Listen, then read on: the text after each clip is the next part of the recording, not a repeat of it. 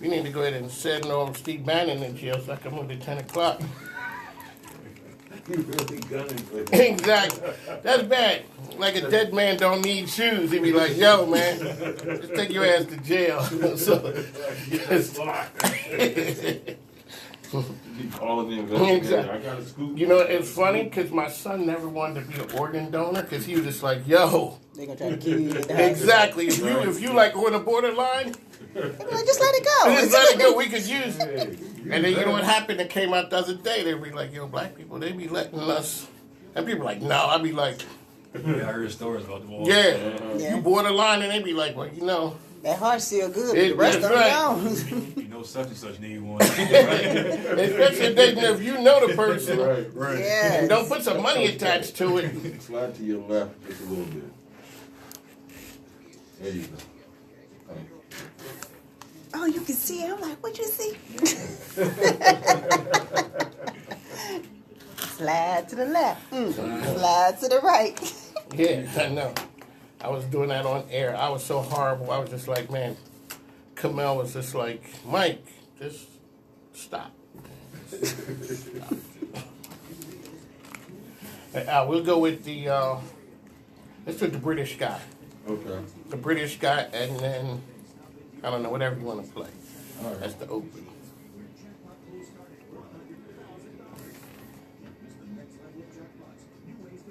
You ain't in that one.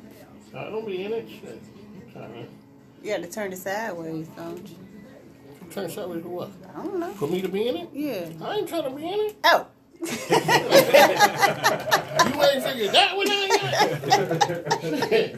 I wouldn't be in it at all. Talking is enough for me. I didn't think that I could put it right here, too. There we go. Oh, yeah, I can hold it. Here. Which one you got? It's live already. Please don't put it right.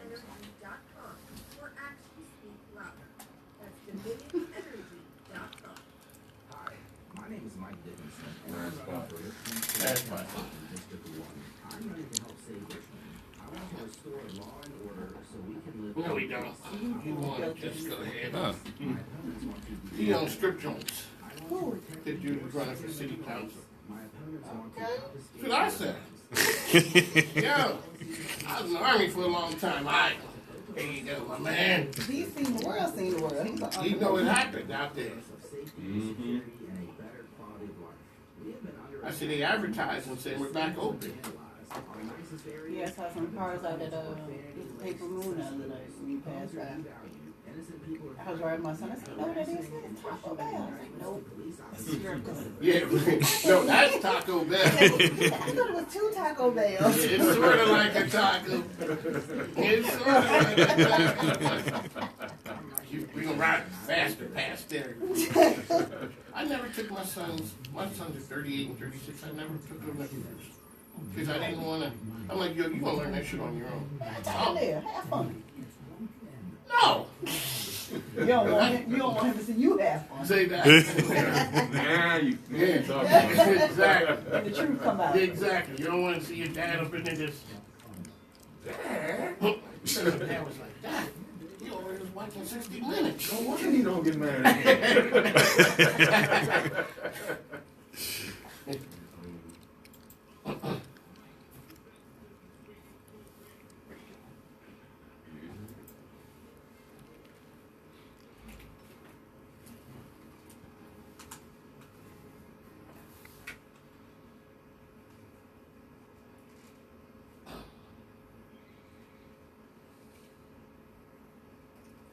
Ladies and gentlemen, welcome black. Welcome black. We ain't going there. We are not going there. We don't understand how people feel when they make that mistake. Welcome back to the split version of On the Mic with Mike. We'd like to thank the Takeover Dressed with Jenna for holding things down in the last half hour. Next up, we have Coach K, who is a certified sexologist. Yes. Yes, she said. Yes. Okay, and after that, okay, we got to get this out of the way first. And then after that, we're going to have Stephanie Becker in who's going to talk about kids, families with sick kids. So we definitely, this is like the Merv Griffin show here. We have a little bit of everything. So before we get to the sick kids and families with that, we got to take care of we got to do some housekeeping here. Coach K, welcome back to the program. Thank you for having me back. Always happy to be. Yes, you're always back. You got a lot of things going on. Please explain to our listeners who you are and what you do, because I get scared when you come. So, my name is Connie Ford, but of course everyone just calls me Coach K. I am, yes, a certified clinical sexologist and master sexologist. Less intimidatingly called a life, love, and intimacy coach. What's the difference between the two of those designations? Really what people hear. Oh. Because when I say sexologist, the questions are, well, will you come and show me how to do this position? Or do you sit in a room and you direct people? And the answer is no, I'm not a physical sexologist. Are there people who are that? There are. There are so many avenues in the sexology world that you can go into, and that is not one that I chose to go into. But people need help in so many areas that you could go in a lot of directions. This conversation could go in a lot of directions. Yes.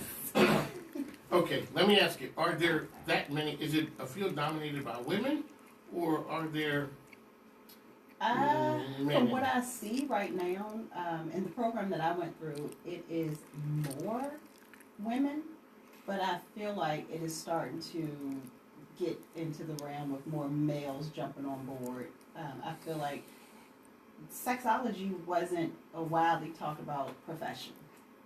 So It wasn't talked about? not the profession of sexology. Not the profession. All of the things around around it, right. Okay, and you're here to bring some order to the wildness and the chaos. Yes, into the lane that I'm in.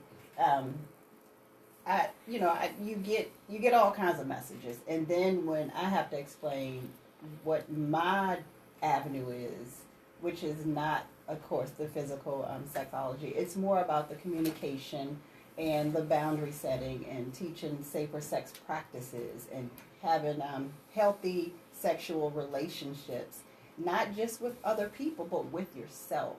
So those are some of the things that I would go into. Okay, so let's go back to the one where with ourself.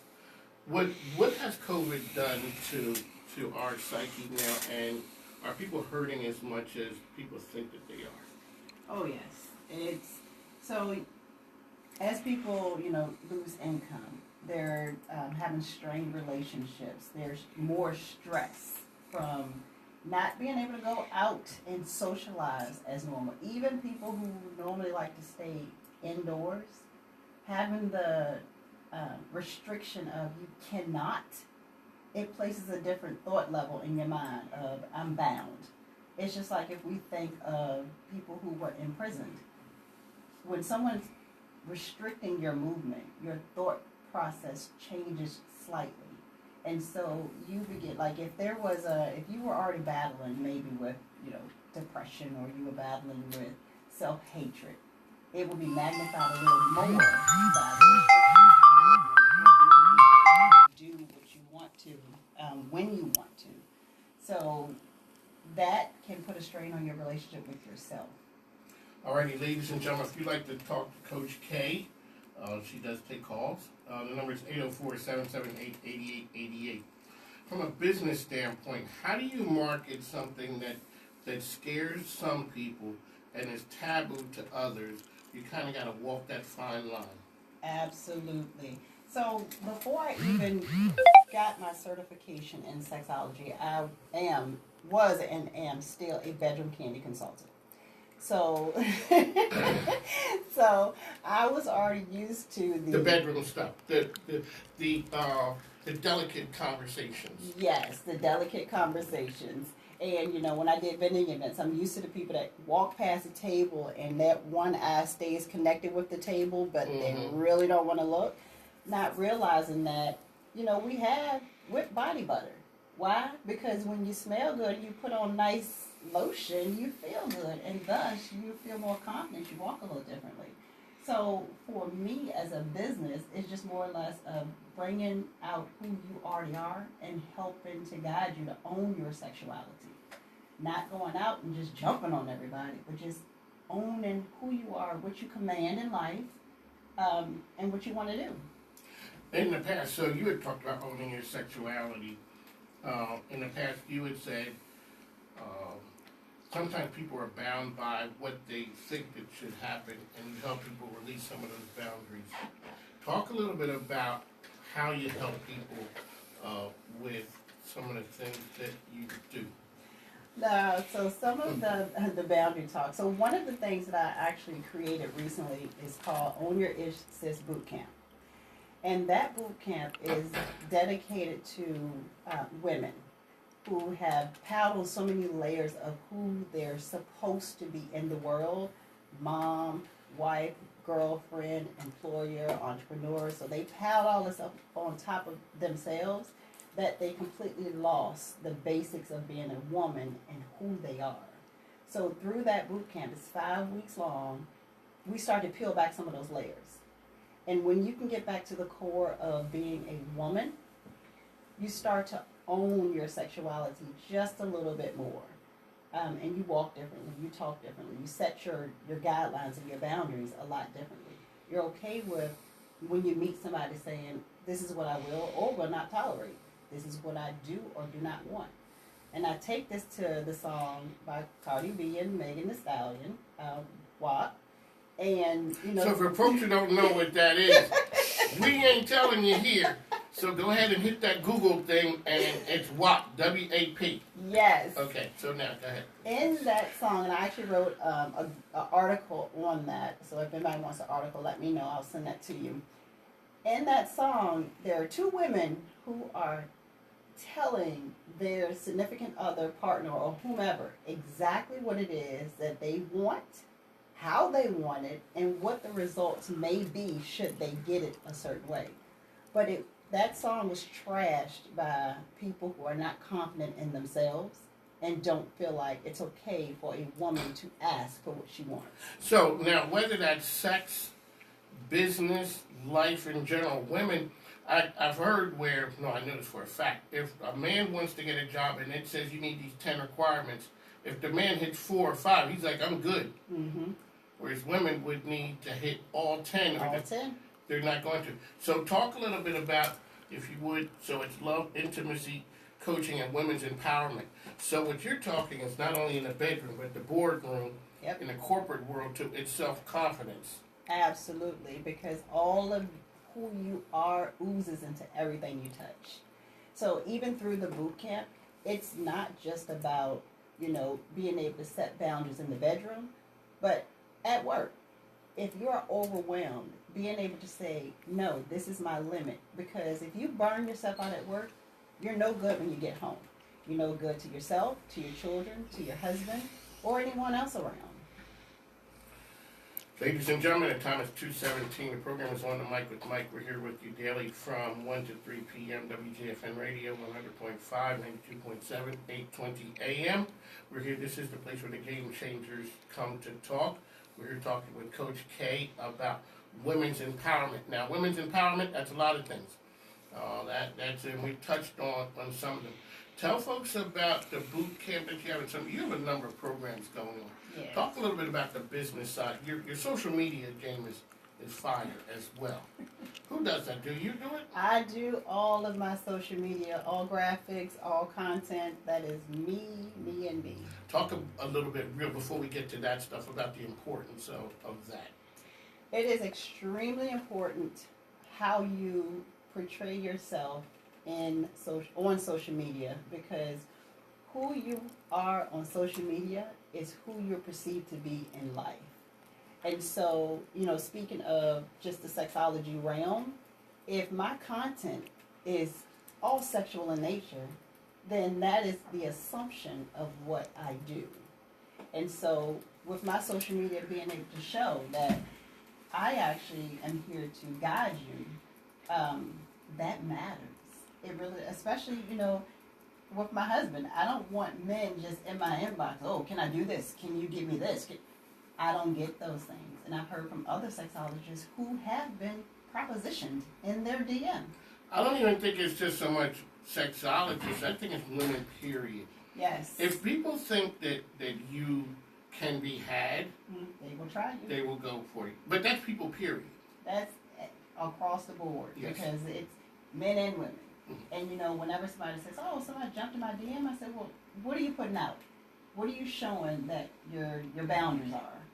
Are you showing that you're just kind of loose goose and ready for everything, or are you showing that you're a business person who is open for business clients?"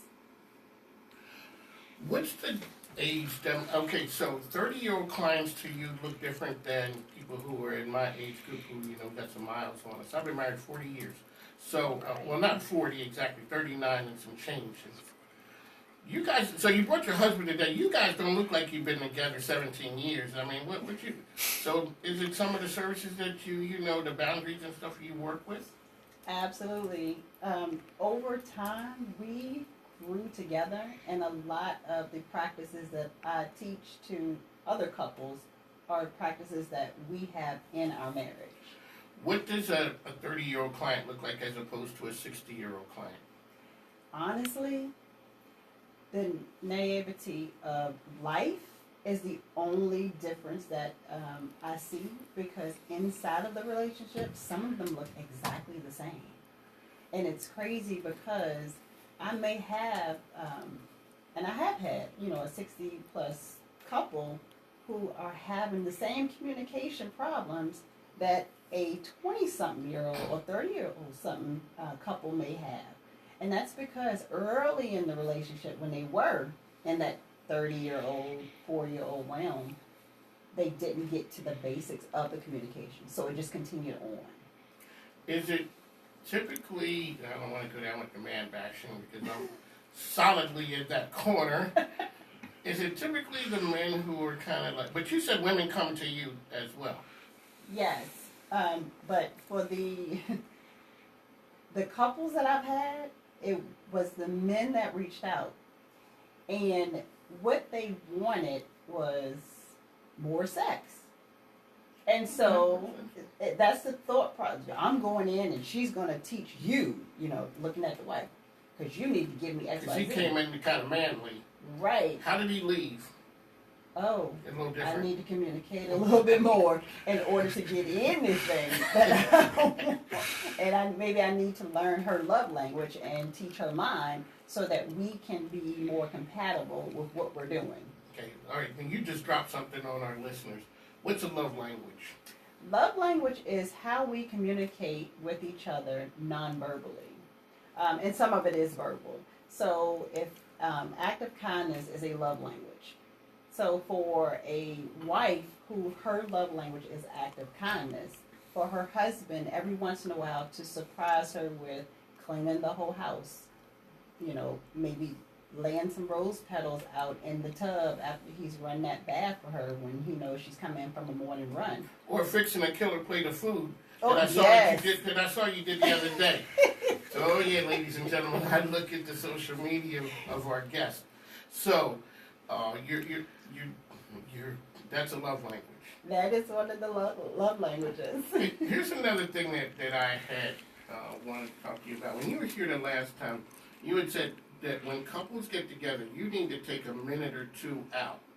And you put a name on that. You said that we need to spend some quality time, basically, when you first get together during the day, at the end of the day or something. Yes, so one of the kind of assignments or tasks that I'll give to a couple is the chest-to-chest That's it. embrace. And what that does is it helps to alter and connect the energy between you and your partner. So when you get home, just embrace each other for a minimum of 2 minutes. You can go up to 5 minutes. Eventually you'll feel that your heartbeat and your breathing will become synced. You'll start to feel like you'll feel heavy because you're releasing a lot. Is there any talking during, or There's just no talking whatsoever. standing there? Just standing there, embracing each other, chest to chest, and breathing. You can start with a deep breathe, but eventually you'll sync up, and you're just sharing energy to release whatever may be stressful or may have been going on outside of the home, and you're bringing that together. That's powerful. It's awesome. And if you can do it 5 days a week, 7 days a week, awesome. But if you can do it twice a week, try it and see does the energy shift just a little bit in the house. When people came back to you and you had told them to do it initially, they were like, "Oh yeah, okay, I can do that."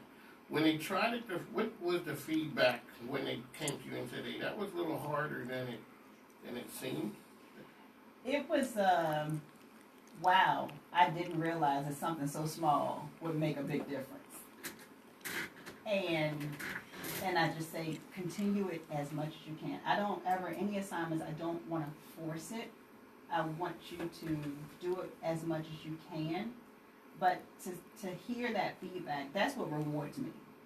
Is the feedback of, oh my gracious, and it for this couple that I'm talking about, they have children in the home, so all of the attitudes change because within their relationship it changed because they had to become in tune, and thus it spewed throughout the entire household.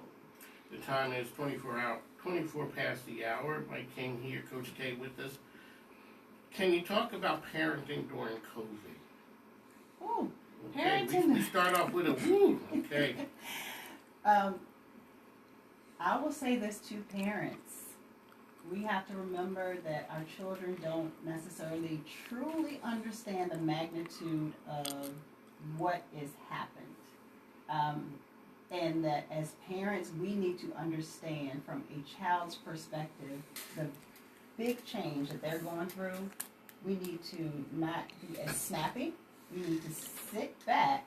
We need to breathe before we answer, before we bark orders at. And we need to realize that they're going through just the same as we are, but they understand less. Okay. And what gives you hope these days? I live every day by the premise that the only thing you can't fix or come back from is death. So if something is not dead or dying, then we can still push forward. So what gives me hope is that I'm still alive. That's the biggest thing. It's that simple of how I live life. Ladies and gentlemen, Coach K dropping nuggets of knowledge on us right there. It's always a pleasure when you're here. Let people know how they can find you.